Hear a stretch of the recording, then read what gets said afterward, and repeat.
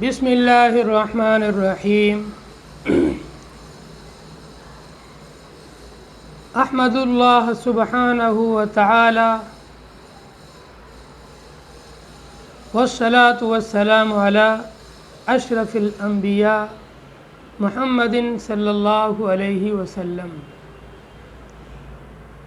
ان الدین عند اللہ الاسلام وقال النبی صلی اللہ علیہ وسلم المسلم من سلم المسلمون من لسانہ و یدہ۔ تیرے اعمال سے ہے تیرا پریشان ہونا، تیرے اعمال سے ہے تیرا پریشان ہونا، ورنہ مشکل نہیں، مشکل کا آسان ہونا۔ پوری دنیا پہ حکومت ہو تیری اے مسلم، تو سمجھ جائے اگر اپنا مسلمان ہونا۔ دنیا کے اندر مختلف مذاہب اور ادیان پائے جاتے ہیں۔ ہر مذہب اپنے ماننے والوں کو زندگی گزارنے کا ایک دستور، ایک طریقہ اور ایک راستہ بتلاتا ہے۔ مذہب اسلام ایک پاکیزہ، خوبصورت اور ایسا حسین اور بہترین مذہب ہے جس مذہب پر چلنے سے اور جس مذہب کی تعلیمات کے مطابق زندگی بسر کرنے سے انسان خود بھی چین، سکون، امن و امان، راحت حاصل کرتا ہے اور دوسروں کے لیے بھی سکون کا، راحت کا اور خوشی کا ذریعہ بنتا ہے۔ اسلام نے اپنے ماننے والوں کو تعلیم دی، المسلم من سلم المسلمون من لسانہ و یدہ۔ مسلمان کہتے ہی اس کو ہے جس کے ہاتھ کی تکالیف سے، جس کے ہاتھ کے ظلم سے اور جس کی زبان کی تیزی سے اور جس کے زبان کے جملوں سے، جس کی زبان کے الفاظ سے اور جس کی زبان کے کلمات سے دوسرے لوگ محفوظ رہے۔ اگر آپ کی زبان کی وجہ سے یا آپ کے ہاتھ کی وجہ سے یا آپ کے جسم کے کسی عضو کی وجہ سے کسی دوسرے مسلمان کو تکلیف پہنچ رہی ہے، وہ پریشان ہو رہا ہے، پھر آپ کا اسلام برائے نام ہے، ابھی تک آپ اسلام کے اندر مکمل نہیں ہیں۔ حدیث کے اندر نبی علیہ الصلوۃ والسلام اسلامی تعلیم کو بیان کرتے ہوئے ارشاد فرماتے ہیں کہ جو شخص کسی بے گناہ کو قتل کرے، صرف انسان ہو، چاہے وہ یہودی ہو، کافر ہو، عیسائی ہو، مسلمان ہو، کسی بھی دھرم کو اور مذہب کو ماننے والا ہو، صرف انسان ہو، کسی ایک انسان جو بے گناہ انسان ہے، جس کا کوئی گناہ نہیں ہے، کسی بے گناہ انسان کا قتل کرنا اسلام کے اندر اتنا بڑا گناہ ہے گویا اس نے پورے دنیا کے انسانوں کو قتل کیا۔ ایک انسان کا قتل پوری انسانیت کے قتل کے برابر گناہ ہے، اور ایک انسان کی جان بچانا پوری انسانیت کو جان بچانے کے برابر ثواب ملے گا۔ اتنا بڑا قانون، اتنی بہترین تعلیم، اتنی خوبصورت تعلیم اسلام کے اندر قتل و غارت گری، لڑائی جھگڑے، فساد، حسد، بغض، کینہ، کپٹ، ایذا رسانی، تکالیف پہنچانا، یہ بڑی بری چیز ہے اور اسلامی تعلیمات کے خلاف ہے۔ اسلام تو یہ تعلیم دیتا ہے کہ آپ دوسروں کے لیے راحت کا ذریعہ بنیں، آپ دوسروں کے لیے خیر خواہی کریں، آپ دوسروں کے لیے سکون کا ذریعہ بنیں، آپ دوسروں کی مدد کریں اور آپ دوسروں کے لیے آسانی کے راستے کھولیں۔ یسروا ولا تعسروا، بشروا ولا تنفروا، آسانیاں پیدا کرو، سختیاں نہ پیدا کرو۔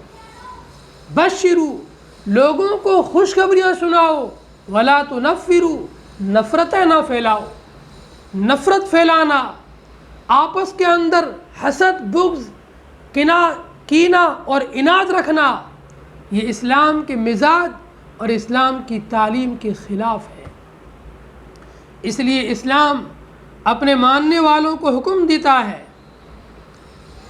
المسلم اخو المسلم، ایک مسلمان دوسرے مسلمان کا بھائی ہے، نہ تو وہ اسے رسوا کرتا ہے، نہ اسے ذلیل کرتا ہے، اور نہ اسے بے یار و مددگار چھوڑتا ہے کہ کوئی دوسرا اس کو ذلیل کرے یا کوئی دوسرا اس کو رسوا کرے۔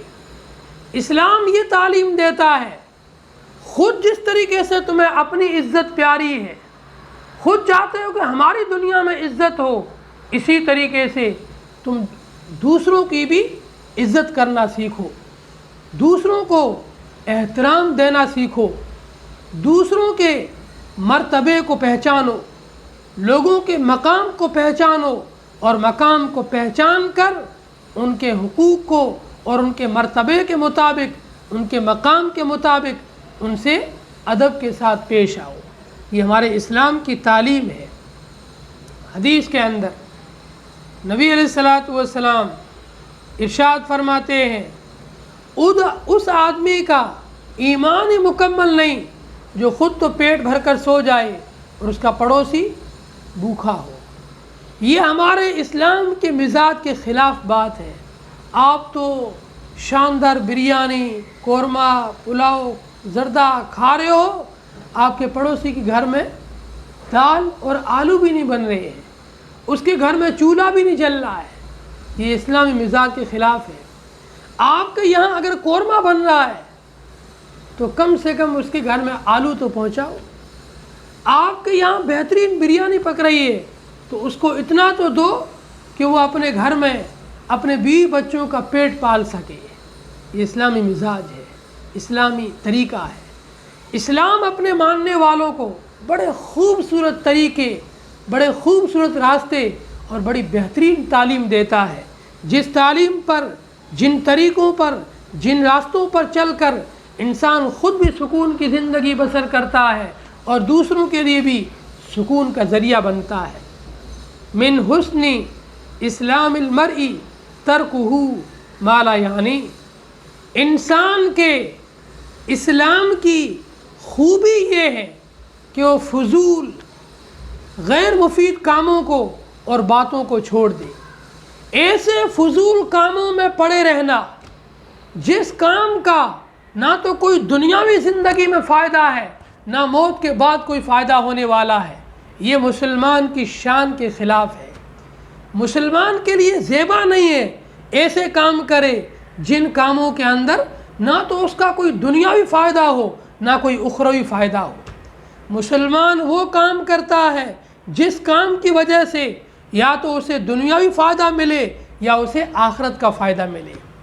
مسلمان یا تو تجارت کرے گا جس سے اس کو دنیاوی حساب سے پیسے ملیں گے، ان پیسوں سے یہ بہترین کپڑے پہنے گا، عالیشان مکان بنائے گا، سواری کے لیے گاڑی لے گا، اپنے بیوی بچوں کے بھی ضروریات کو پورا کرے گا۔ مسلمان دین کے لیے نماز پڑھے گا، روزے رکھے گا، ایسے کام کرے گا جو اسے آخرت کے اندر اللہ کے یہاں سرخرو کرے اور جنت تک پہنچائے۔ یہ مسلمان کا کام ہے۔ مسلمان کا کام یہ نہیں ہے موبائل میں گیم کھیل رہے ہیں، گھنٹوں گھنٹوں وقت برباد کر رہے ہیں، ایسے ہی فضول بیٹھے گپے مار رہے ہیں ہوٹلوں کے اوپر، کہیں چوراہے کے اوپر، کوئی مقصد نہیں ہے، کوئی اس چیز سے حاصل نہیں ہونا ہے لیکن وہ کرتے جا رہے ہیں۔ یہ مسلمان کی شان کے خلاف ہے اور مسلمان کی جو ایک عزت ہے، اس کا جو مقام ہے، اس کے خلاف ہے۔ اس لیے اسلام اپنے ماننے والوں کو یہ تعلیم دیتا ہے کہ وہ لایانی باتوں کو چھوڑیں، ایذائے مسلم، جو انسانیت کو تکلیف پہنچانا، کسی بھی انسان کی تکلیف اور مصیبت کا ذریعہ اور سبب نہ بنے، لوگوں کے لیے خیر کا اور بھلائی کا سبب بنے، لوگوں تک اپنے خیر کو پہنچائیں، بھلائی کو پہنچائیں، ان کے مددگار بنیں، مصیبت میں ان کا ہاتھ بٹائیں، ان کے کام آئیں۔ یہ اسلام کی تعلیم ہے۔ اس وقت دنیا مفاد پرستی میں، خود غرضی میں ڈوبی ہوئی ہے، کوئی کسی کا یار و مددگار نہیں۔ آپ اچانک کسی کا دل خوش کریں، ایسا کام کریں کہ جس سے کسی کا دل خوش ہو جائے، بس یہی آپ کے لیے جنت میں جانے کا ذریعہ بن جائے گا۔ اسلام کی فطرت میں قدرت نے لچک دی ہے، یہ اتنا ہی ابھرے گا جتنا کہ دباؤ گے۔ جب انسان کے اندر اسلامی اخلاق اور اسلامی تعلیمات پورے طور پر آتی ہے اور پیدا ہوتی ہے، یہ انسان ستارہ بن کر دنیا میں چمکتا ہے اور دنیا کے افق پر روشن ہو کر کے دنیا کو فائدہ اور دنیا کو خیر پہنچاتا ہے۔ اس انسان کے ذریعے سے اللہ تبارک و تعالی کئی خیر کے اور بھلائی کے سرچشمے جاری کر دیتا ہے۔ اس ایک انسان سے آگے دنیا میں خیر پہنچتا ہے اور پھیلتا جاتا ہے۔ آپ اس کی مثالیں دیکھیں۔ آج دنیا کے اندر مختلف مقامات پر کئی لوگ سیلاب کی زد میں ہیں، کئی لوگ غربت کی زد میں ہیں، کئی لوگ بیماریوں کی زد میں ہیں۔ اللہ نے ایسے با توفیق افراد کو پیدا کیا جنہوں نے اسلامی تعلیمات سے مزین ہو کر، لیس ہو کر کے وہ رفائی کاموں میں لگے ہوئے ہیں۔ سیلاب زدہ علاقوں کے اندر لوگوں کے لیے خوراک کا انتظام کر رہے ہیں، ان کے لیے عارضی طور پر گھر بنانے کا انتظام کر رہے ہیں، مسجدیں بنانے کے انتظام کر رہے ہیں۔ یہ سب اللہ کی طرف سے با توفیق بندے ہیں جن کو اللہ نے اسلامی تعلیمات سے مزین کیا اور لوگوں کے لیے خیر کا ذریعہ بنایا۔ جہاں پر غربت سے لوگ جو ہے پریشان ہیں، ان علاقوں کے اندر بھی ایسے با توفیق بندے کام کر رہے ہیں جن کو اللہ نے اسلامی تعلیمات سے مزین کیا ہے۔ ہر جگہ پر جو انسان اسلامی تعلیمات سے مزین ہے، اللہ تبارک و تعالی اسے کام کرنے کی توفیق دیتے ہیں، اس سے کام لیتے ہیں اور پھر اللہ تبارک و تعالی اسے دنیا کے اندر بھی اور آخرت کے اندر بھی سرخ رو فرمائیں گے۔ اللہ تعالی ہم تمام کو اسلامی تعلیمات پر پکا اور سچا کھرا اترنے کی توفیق عطا فرمائے اور اسلام کو دل سے قبول کرنے کی توفیق عطا فرمائے۔ رضیت باللہ ربا وبالاسلام دینا وبمحمد صلی اللہ علیہ وسلم نبیہ۔ اس دعا کو صبح شام 3 بار پڑھا جائے۔ رضیت باللہ ربا، میں اللہ کو رب مان کر راضی ہو گیا، وبالاسلام دینا، اسلام کو اپنا دین اور مذہب مان کر راضی ہو گیا، وبمحمد نبیہ، محمد صلی اللہ علیہ وسلم کو نبی مان کر راضی ہو گیا۔ جو اسلام کو دین مان کر راضی ہے، اللہ بھی اس سے راضی ہے۔ وما توفیقی الا باللہ۔ السلام علیکم ورحمۃ اللہ وبرکاتہ۔